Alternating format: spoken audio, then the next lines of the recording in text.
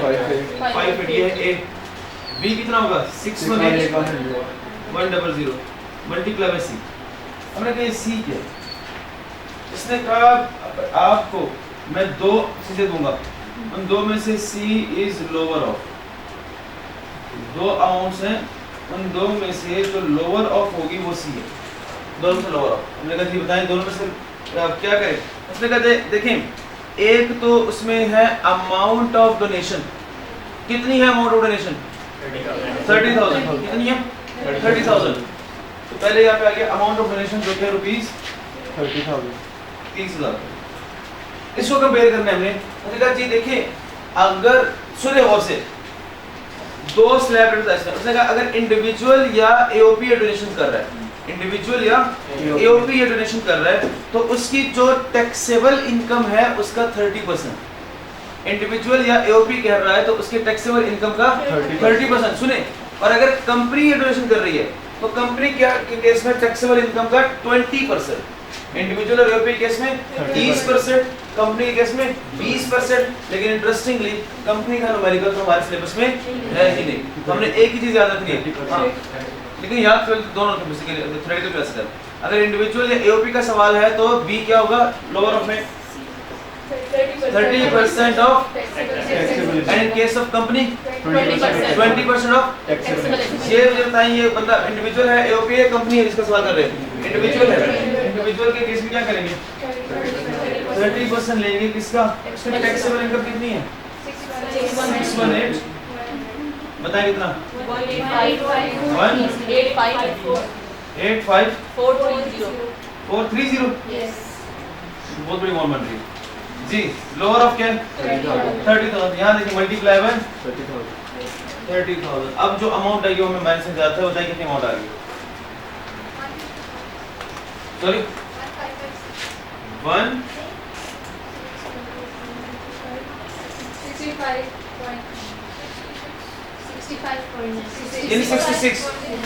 66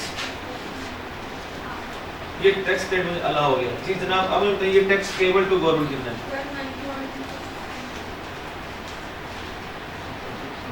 जी 129 ऐसे करना पता मुश्किल है क्या? चैरिटेबल डोनेशन के में फार्मूला क्या है A over B into C। A is tax liability, B is C is lower of amount of donation या फिर 30% of in case of company 20% taxable income। हाँ अब सुनिए बात खत्म नहीं होती। आपको हमारे वैसे दो वर्ड्स है, एक होता है जानने वाले और एक होता है अनजान। दो वर्ड्स है जानने वाले और अनजान। टैक्स की दुनिया में जो दो लोग अगर एक दूसरे को जानते हैं तो उसे कहते हैं एसोसिएट्स। क्या कहते हैं एसोसिएट्स। और जो अनजान होते हैं उन्हें नॉन एसोसिएट। ऑर्डिनेंस ने कहा जी एक और बात सुन ले, अगर डोनेशन करने वाला बंदा एसोसिएट था, क्या मतलब अगर डोनेशन करने वाला बंदा जो था उसने जिस ऑर्गेनाइजेशन में चैरिटेबल डोनेशन की है वो उस ऑर्गेनाइजेशन का जानता था, जानने वाला था, कोई लिंक था उसका उसके साथ, तो उस केस में रेट थोड़ा सा चेंज हो जाएगा। अगर जानने वाला ये बंदा डोनेशन करता, ये बेसिकली यहाँ पे जो जानने वाले का मकसद है वो ये था कि एक बंदा है वो उसने खुद इदारा बनाया और खुद इसको डोनेशन कर दी। अब बताएं अब जो जिसने डोनेशन की है और जिसने इदारा बनाया वो आपस में जानते हैं अनजान है? एक ही बंदा है। लेट्स सपोज बंदे ने पेपर में सवाल आ जाएगा कि मिस्टर ए ने जो चैरिटेबल डोनेशन की है जिस ऑर्गेनाइजेशन में, वो ऑर्गेनाइजेशन बेसिकली उसके एक दोस्त का था, तो वो एसोसिएट था उस बंदे के साथ, ठीक है, जानने वाला है। ये जो आपने 30% ऑफ टैक्सेबल इनकम एओपी के केस में, इंडिविजुअल केस में 20% टैक्सेबल इनकम कंपनी केस में, अगर यही सिनेरियो हो सारा और जानने वाला बंदा एक काम करे, जानने वाला बंदा किसी इदारे में डोनेशंस करे तो उस केस में हाफ कर दे, रेट क्या कर दें हाफ, यानी कि आप इंडिविजुअल और एओपी केस में 30% नहीं बल्कि 15%, कंपनी के केस में 20% नहीं बल्कि 10%। ये भी एक बात इसमें ऐड होती है। आपने ये भी देखना है कि चैरिटेबल डोनेशन करने वाला एसोसिएट है या फिर नॉन एसोसिएट। ये कौन सा केस है? Non associate. अगर नॉन एसोसिएट होगा तो 30% इंडिविजुअल एओपी केस में, 20% कंपनी केस में। अगर एसोसिएट होगा तो 15% इंडिविजुअल एओपी केस में, 10% कंपनी केस में। वो बता देगा आपको कि ये डोनेशन करने वाला एसोसिएट था या नहीं, जानने वाला था या अनजान था। यहाँ तो बात क्लियर है। अब एक और बात सुन ले, हमने कहा डोनेशन पैसों में भी हो सकती है और इन काइंड भी हो सकती है। लेट्स से अगर प्रॉपर्टी की डोनेशन हुई है तो फिर क्या लें, fair market value. Excellent. Donation, आप चैरिटेबल डोनेशन अगर कैश में कर रहे हो तो एक ही तरीका है कैश में डोनेशन करने का। वो क्या तरीका है, क्रॉस चेक। एक ही तरीका क्या है, क्रॉस चेक। एक ही शर्त है इसकी, मैंने आपको कहा था ना लास्ट में लिखा है अदर कंसीडरेशन। आगे जरा अदर कंसीडरेशन पे। अदर कंसीडरेशन का मतलब क्या है, शरायत देखिए क्या लिखी हुई है, द फेयर मार्केट वैल्यू से तो गलें, the fair market value of property shall be determined at the time it is given. अगर प्रॉपर्टी दी गई है तो जिस दिन प्रॉपर्टी दी गई है उस दिन की क्या लेनी है हमने, फेयर मार्केट वैल्यू। एक शर्त ये होगी, शर्त इधर से लेनी चाहिए। दूसरी शर्त देखिए, cash paid will only qualify for tax credit if amount is paid by a cross cheque. Encircle कर लें क्रॉस चेक। आपने पेपर में देखना है कि उसने ये नहीं कहा कि उसने कैश दिया है, क्रॉस चेक दे दिया। सर लेकिन एटीएम वाले तो ये अलाउ है कि वो ऑनलाइन ट्रांसफर कर सकते हैं। यहाँ पर हाँ कर सकता है। यहाँ डोनेशंस के केस में आपको कह रहा है कि अगर आपने ऑनलाइन कर दी फिर तो मसला ही नहीं है, ऑनलाइन कर दिया फिर तो मसला ही नहीं है। लेकिन आप कैश में कर रहे हैं तो कैश में क्या तरीका करने का, क्रॉस चेक। नकद कैश में देना आपने, क्रॉस चेक देना, तब जाके आपको ये बेनिफिट अवेल होगा। यहाँ तो बात क्लियर है। अब देखिए हमने सारी बातें पढ़ी, एक चीज रह गई वाली, डिस्क्रिप्शन। अब बेसिकली हम किन किन इदारों को डोनेशंस कर सकते हैं। 5 इदारे हैं जिनको डोनेशंस करेंगे तो ये बेनिफिट मिलेगा, ये टैक्स क्रेडिट माइनस कर सकते हैं। सुने, अगर डोनेशंस की बोर्ड ऑफ एजुकेशन, अगर डोनेशन की अभी लिखना नहीं है, सिर्फ सुन लें, बोर्ड ऑफ एजुकेशन या फिर एनी यूनिवर्सिटी गवर्नमेंट की, बोर्ड ऑफ एजुकेशन या फिर यूनिवर्सिटी गवर्नमेंट की एक इदारा। दूसरा इदारा गवर्नमेंट के ही किसी एजुकेशनल इंस्टीट्यूशन, मैं यहाँ पर लिख देता हूँ, यहाँ देखिए चैरिटेबल डोनेशंस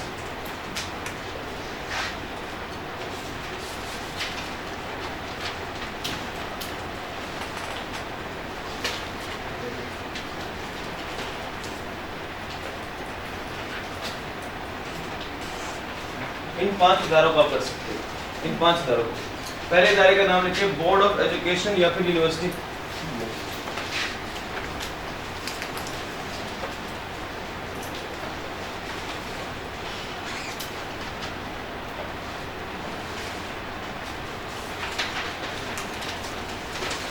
दूसरा लिखिए एजुकेशनल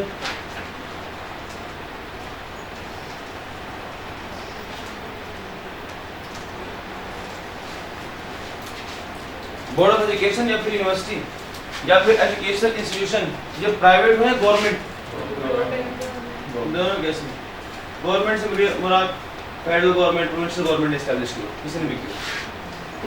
तीसरा वो कहता है NFPO, not for profit organisations. NFPO कोई इदारा था, उसको आपने डोनेशन की, तब भी आपको टैक्स क्रेडिट अलाउ किया जाएगा, एनएफपीओ। चौथा वो कहता है, देखें अब 2 अजीब व गरीब नाम है, एक है 10C और एक है 13 स्केजुअल। एक लिखा हुआ 100C 13 स्केजुअल। 100C और 13 स्केजुअल क्या है हमें नहीं पता, लेकिन ये बेसिकली एक लिस्ट है जिसमें कुछ इदारों के नाम लिखे हुए हैं। 100C और 13 स्केजुअल एक लिस्ट है जिसमें कुछ इदारों के नाम लिखे हैं। किन इदारों के नाम लिखे हैं हमारे सिलेबस में नहीं है। हाँ, अगर वो कोई इदारा बताएगा तो साथ में कह देगा जो इदारा है ये 100C वाली लिस्ट में है, या ये जो इदारा है ये 13 स्केजुअल का इदारा है, हमें वो इशारा दे देगा। तो बेसिकली इनमें ये लिस्ट है जिनमें कुछ इदारों के नाम लिखे गए हैं, तो उनके भी ये टैक्स क्रेडिट वाला बेनिफिट अलाउ किया जाएगा। लिस्ट है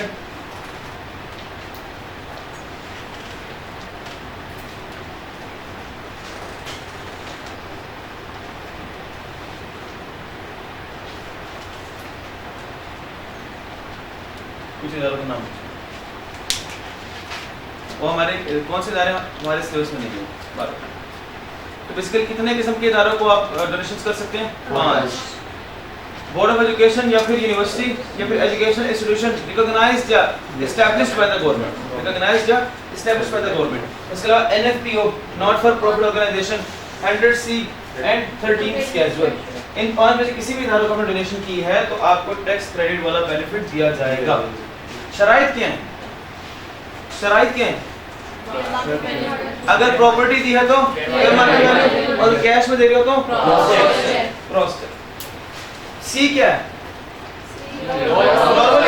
नॉर्मली लोअर अमाउंट या फिर 30% ऑफ टैक्सेबल इनकम या फिर कंपनी केस में 20%। लेकिन इफ द जिसने डोनेशन की वो एसोसिएट था 15% और 10% कंपनी केस में। ठीक है, आ जाइए नोट्स पे। डिस्क्रिप्शन पे आए। डिस्क्रिप्शन में कहता है अ पर्सन, इंसर्कल कर ले पर्सन को। क्या टैक्स में पर्सन का मतलब एक कोई इंडिविजुअल होता है, एओपी होता है या कंपनी? तो यहाँ पे उसने लिख दिया अ पर्सन, इट मींस वो यहाँ पे तीनों को रेफर कर रहा है। तीन कौन? इंडिविजुअल, एओपी और अच्छा उसने पर्सन के साथ ये लिखा है रेजिडेंट पर्सन नहीं, तो हमें पता है इंडिविजुअल में इंडिविजुअल रेजिडेंट भी हो सकता है, नॉन रेजिडेंट भी हो सकता है। एओपी में रेजिडेंट एओपी भी हो सकती है और नॉन रेजिडेंट एओपी भी हो सकती है। कंपनी में रेजिडेंट कंपनी भी हो सकती है और नॉन रेजिडेंट कंपनी भी। तो यहाँ जो उसने लिख दिया अ पर्सन, तो उस पर्सन से मुराद सारे लोगों की बात कर रहा हूँ, resident, non resident, AOP, individual, company, सब की बात कर रहा हूँ। तो पर्सन के साथ ये बात लिखूं कि ये पर्सन से मुराद हर किस्म के पर्सन की बात कर रहा है। A person shall be entitled to a tax credit, यानी कोई भी बंदा इस टैक्स क्रेडिट के लिए entitled होगा for a tax year for amount paid और property given as a donation, यानी अमाउंट भी पे कर सकते हो और प्रॉपर्टी भी दे सकते हो डोनेशन। वॉलंटरी कंट्रीब्यूशन और सब्सक्रिप्शन, यानी अपने अमाउंट पे किया, डोनेशन दी। किस किस को? अब वो इदारों की बात हो रही है, अभी हमने लिखा। पहला देखें, बोर्ड ऑफ एजुकेशन और any university in Pakistan established by और under federal और provincial law। Basically federal provincial law government की बात हो रही है। तो हमने इस तरह बोर्ड ऑफ एजुकेशन और एनी यूनिवर्सिटी जो कि किसकी हो, उसको एस्टैब्लिश किसने किया हो? गवर्नमेंट। दूसरा इदारा एनी एजुकेशनल इंस्टीट्यूशन या फिर हॉस्पिटल या फिर relief fund established in Pakistan by federal, provincial और लोकल गवर्नमेंट। अब यहाँ ऐसा कर लें, एजुकेशनल इंस्टीट्यूशन के साथ दूसरी बात ऐड कर दें, हॉस्पिटल। तो गवर्नमेंट का कोई एजुकेशन इंस्टीट्यूशन या हॉस्पिटल वहां से डोनेशन किया। तीसरा इदारा देखिए, any non profit organisation, not for profit organisation, NFPO और any person eligible for tax credit under section 100C। 100C को सर्कल कर लें।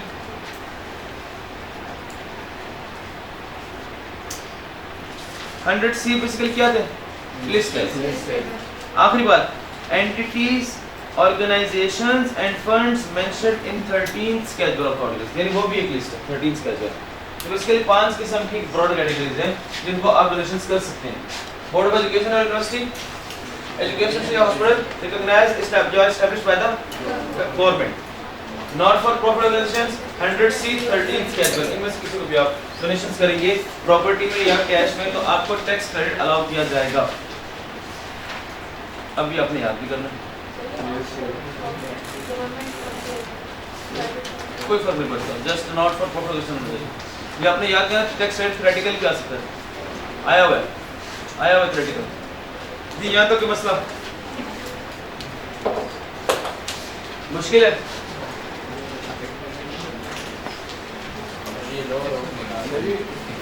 इसमें प्राइवेट हाँ लोअर ऑफ क्या, यहाँ देखिए लोअर। अच्छा आ जाए फॉर्मूले में आ जाए। आप देखिए लिखा फार्मूला क्या लिखा है, ए ओवर बी इंटू लिखा हुआ है। नीचे जरा देखिए एंड पे देखिए क्या लिखा है, ए क्या है, ए इज द अमाउंट ऑफ, इस सर्कल कर ले, टैक्स पेएबल यानी कि टैक्स लायबिलिटी है ए, और बी क्या है, टैक्सेबल इनकम है। अगर बात क्लियर है? अब वापस आ जाए टेबल पे और देखिए limit C is lower of लिखा होगा, हेडिंग लिखिएगा limit C is lower of लिखा होगा। अब तो कहता है C the amount of, C कहता है क्या क्या हो सकता है, सी दो चीजें हैं ए और बी। एक क्या है the amount of donations in the year including fair market value property given, यानी कि मैंने क्या लिखा था ए वाले क्या है अमाउंट ऑफ डोनेशन ₹30,000। बी क्या है वेयर पर्सन इज इंडिविजुअल और एओपी 30% ऑफ टैक्सेबल इनकम और कंपनी के केस में 20% टैक्सेबल इनकम। बताएं ये जानने वाला केस है अनजान केस है? लिखते हैं अनजान, अनजान, नॉन एसोसिएट, अनजान, स्ट्रेंजर, अनजान। नीचे लिखा है, नीचे वाले साथ नीचे पढ़ लेते हैं if amount of property is donated bye associate, तो नीचे वाले साथ लिखते हैं एसोसिएट जानने वाला, एसोसिएट जानने वाला, ये है अनजान, ये है एसोसिएट जानने वाला, साथ मेंशन कर दें। अगर अनजान है तो क्या क्या होगा 30%, और अगर जानने वाला है तो चलिए यहाँ देखिए, ये मैं कहता हूँ एक एनएफपीओ है,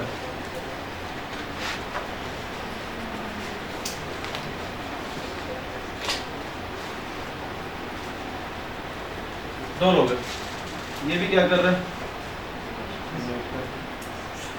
डोनेशंस, ये भी डोनेशंस। फर्क क्या है जानने वाला